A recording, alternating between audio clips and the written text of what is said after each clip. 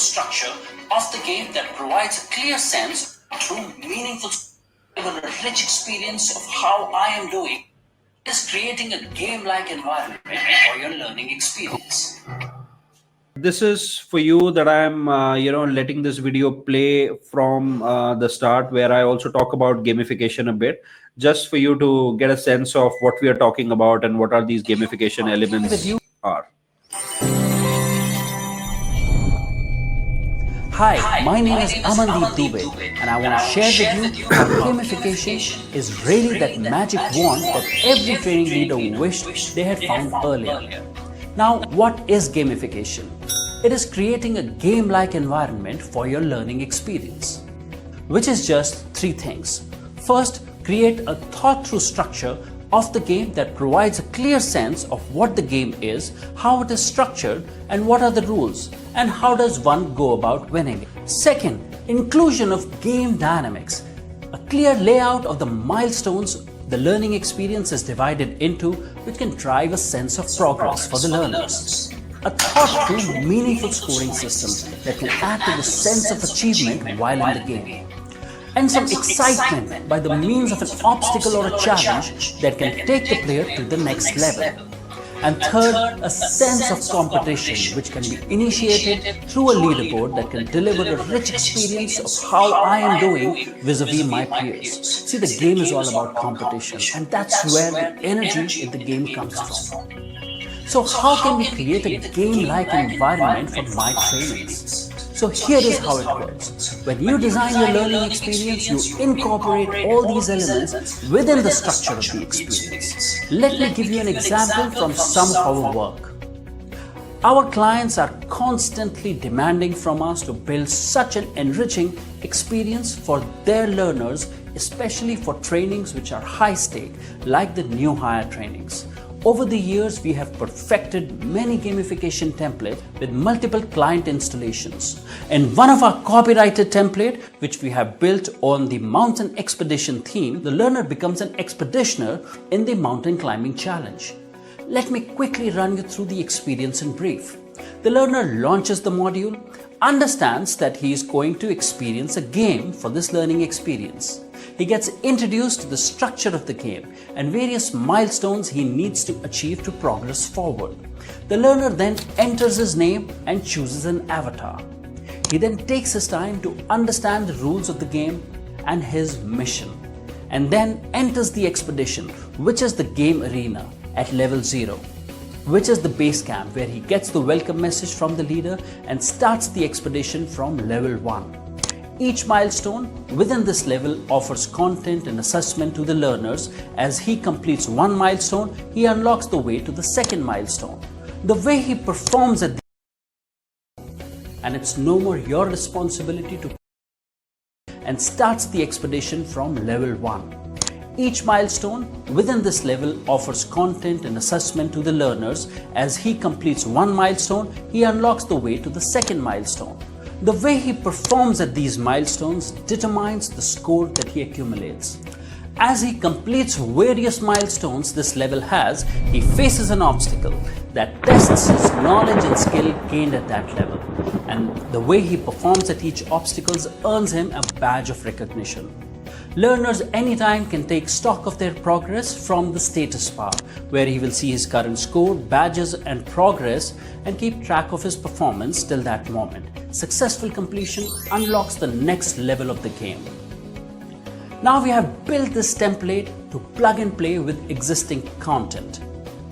As a part of the template, we help you create your welcome videos, company overview, interactive company timelines, interactive org chart.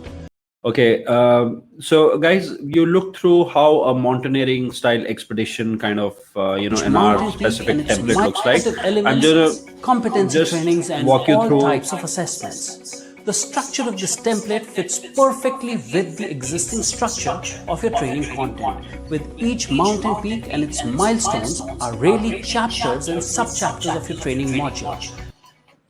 So guys, remember I was saying earlier that using this approach to gamification is so much more easier, because let's say you already got a training built out.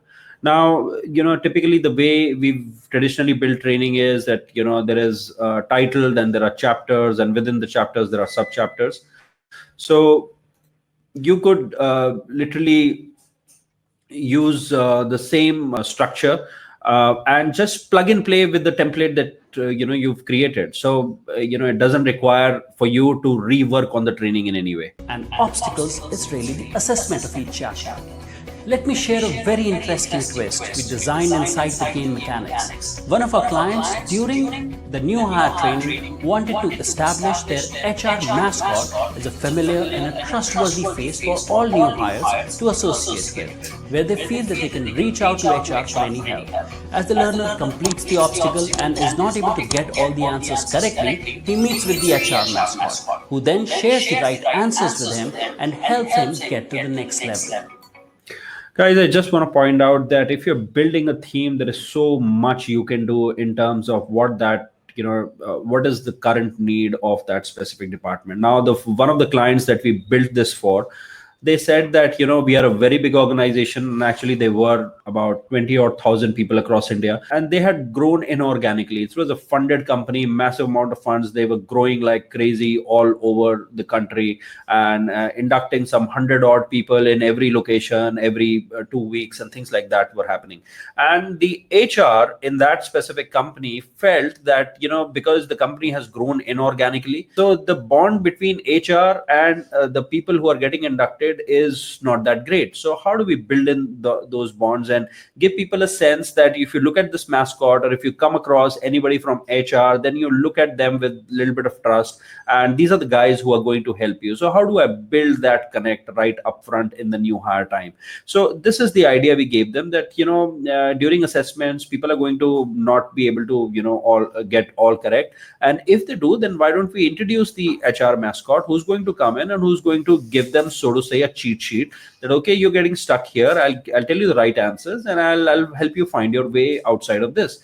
So the clients were happy, the stakeholders were happy, and we were able to visually build a connect, and the HR mascot or the branding of HR was done effectively through this method. So what I'm trying to say is that with going the way of structural gamification, you can really take inputs from all the stakeholders who want to achieve something with this training program and build it in the storyline of the product that you're creating. So this was one idea where we've used mountaineering expedition. I'm going to show you some more ideas. So Gautam, you're saying that how important is it to focus on the storyboarding before starting with tools? What to keep in mind? Gautam, storyboarding for us, for any e-learning production, really is the blueprint, what blueprint is for the architect. So it's absolutely sacrosanct.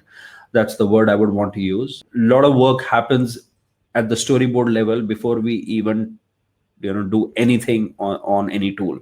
So to answer your question, how important, I would say critically important. What is it that you need to keep in mind? So I'll tell you what to keep in mind. What you need to keep in mind is that your storyboard document is the Bible that is going to remain throughout the production.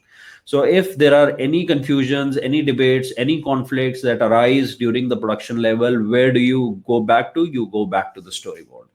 Storyboard is absolutely sacrosanct, and it is also a very good tool to not find surprises in the end after you've done the production, that this is not flying and customers are not liking it and my people think it's too basic, and all those things that come your way after you have delivered. You stop, you create an opportunity for that to not happen by ensuring that your storyboarding process is completely ironed out and you have followed what it takes to build a perfect storyboard for that specific product. So if you ask me, storyboarding is critically important. Before anything, you have to get your storyboard right. You have to show the storyboard to all the people, build some small little prototypes to give people a sense of how it's going to look and feel like, and then everything that gets approved on storyboard is pretty much it's frozen.